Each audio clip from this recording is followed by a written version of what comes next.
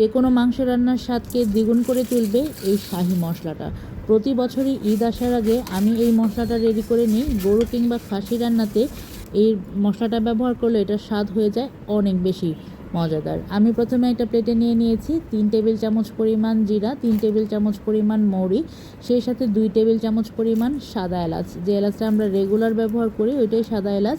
অনেকেই আবার ভাবতে পারেন সাদা এলাচ আবার কি। এর সাথে অ্যাড করেছি 2টা স্টিক দারুচিনি, সেই সাথে অ্যাড করেছি 4টা স্টার অ্যানিস, অ্যাড করেছি 4-5টা বড় ফুল জয়ত্রী।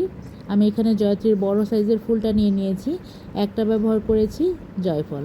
জয়ফলটাকে অবশ্যই ভাজার আগে একটু ভেঙে দিব। এর সাথে অ্যাড করেছি 1 টেবিল চামচ পরিমাণ কালো গোলমরিচ, 1 টেবিল চামচ পরিমাণ লবঙ্গ, সেই সাথে নিয়ে নিয়েছি 4টা বড় এলাচ।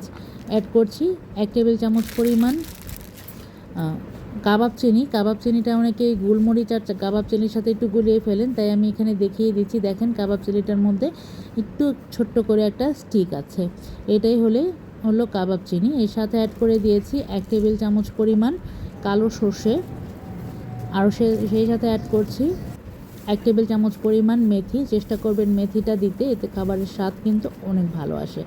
অ্যাড করছি 1 টেবিল চামচ পরিমাণ শাহি জিরা, সেই সাথে আরও দিয়ে দিয়েছি এটার রঙের জন্য 8-10টা পরিমাণ লাল মরিচ। এবার এটাকে আপনারা কিন্তু চাইলে এখানে 4টা তেজপাতাও অ্যাড করতে পারেন, আমি তেজপাতাটা ব্যবহার করিনি। এবার এটাকে শুকনো তাওয়ায় ভেজে নেব প্রায় 20 থেকে 25 মিনিট। একদম চুলার আঁচটা লো করে দিয়ে এটাকে ভেজে নেব, যেন মশলাগুলো কোনোভাবে পুড়া অথবা লালচে কালার না চলে আসে।